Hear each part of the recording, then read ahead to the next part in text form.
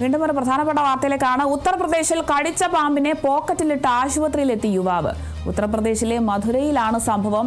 ഈ rickshaw driver ദീപക്കാണ് പാമ്പിനെ പോക്കറ്റിലിട്ട് ആശുപത്രിയിലെത്തി ചികിത്സ തേടിയത്. പാമ്പ് കടിയേറ്റതിന് പിന്നാലെ ആന്റിവെനം ഇഞ്ചക്ഷൻ എടുക്കുന്നതിനായി ഇയാൾ ആശുപത്രിയിലെത്തി.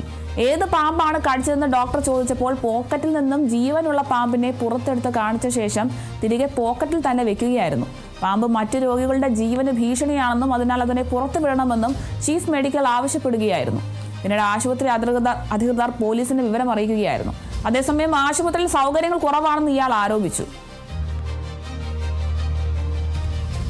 क्या हो गया? मैं आधे घंटे पहले आया था यहाँ पे, मैंने भैया सांप ने काट खा लिया। जी रहा हूँ। सांप कहाँ है? दिखाओ। इसने खा लिया है आपको? हाँ। नहीं लेके क्यों? इधर साइड में और जेरा निशान आधे घंटे पहले आया था, मना कर दी।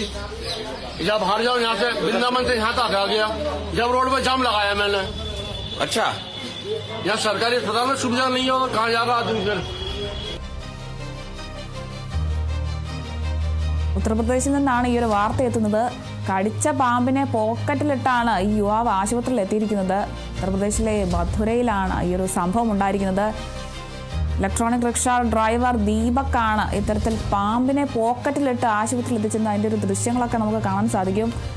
പാമ്പ് കടിയേറ്റതിന് പിന്നാലെ ആന്റിവെനം ഇഞ്ചക്ഷൻ എടുക്കാനാണ് ഇയാൾ ആശുപത്രിയിൽ എത്തിയത്. ഏത് പാമ്പാണ് കടിച്ചതെന്ന് ഡോക്ടർ ചോദിച്ചപ്പോൾ ഉടൻ തന്നെ പോക്കറ്റിൽ നിന്ന് ജീവനുള്ള പാമ്പിനെ പുറത്തെടുത്ത് കാണിച്ചതിന് ശേഷം തിരികെ പോക്കറ്റിലിടുന്ന ദൃശ്യങ്ങളാണ് ഇപ്പോൾ കണ്ടത്. പാമ്പ് മറ്റു രോഗികളുടെ ജീവന് ഭീഷണിയാവുന്നത് കൊണ്ട് തന്നെ പുറത്തു വിടാൻ ചീഫ് മെഡിക്കലൊക്കെ ആവശ്യപ്പെടുകയായിരുന്നു.